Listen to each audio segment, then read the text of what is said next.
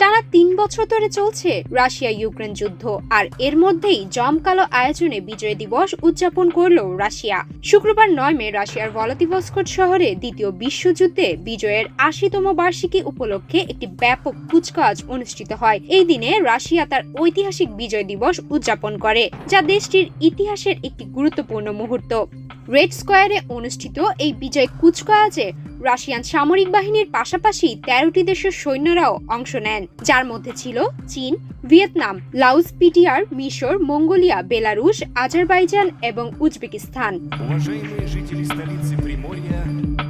Video ফুটেজে দেখা যায় একটি T-34 ট্যাঙ্ক সামরিক সরঞ্জামের বিশাল মিছিলে নেতৃত্ব দিচ্ছে। এই ট্যাঙ্কটি দ্বিতীয় বিশ্বযুদ্ধে রাশিয়ার বিজয়ের প্রতীক হিসেবে পরিচিত।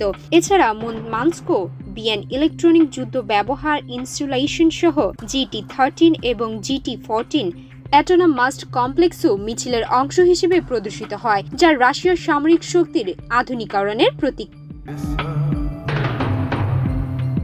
এদিকে মস্কোতে অনুষ্ঠিত বিজয় দিবসের মূল কুচকাওয়াজের জন্য বিশ্বজুড়ে বহু দেশের নেতারা উপস্থিত ছিলেন। চীনা রাষ্ট্রপতি শি জিনপিং, সার্বিয়ান রাষ্ট্রপতি আলেকজান্ডার ভুসিচ, স্লোভাক প্রধানমন্ত্রী রবার্ট ফিকো এবং রিপাবলিকান পস্কার রাষ্ট্রপতি মিলোরাড ডোডিক সহ প্রায় ৩০ জন নেতা তাদের উপস্থিতির কথা নিশ্চিত করেছেন।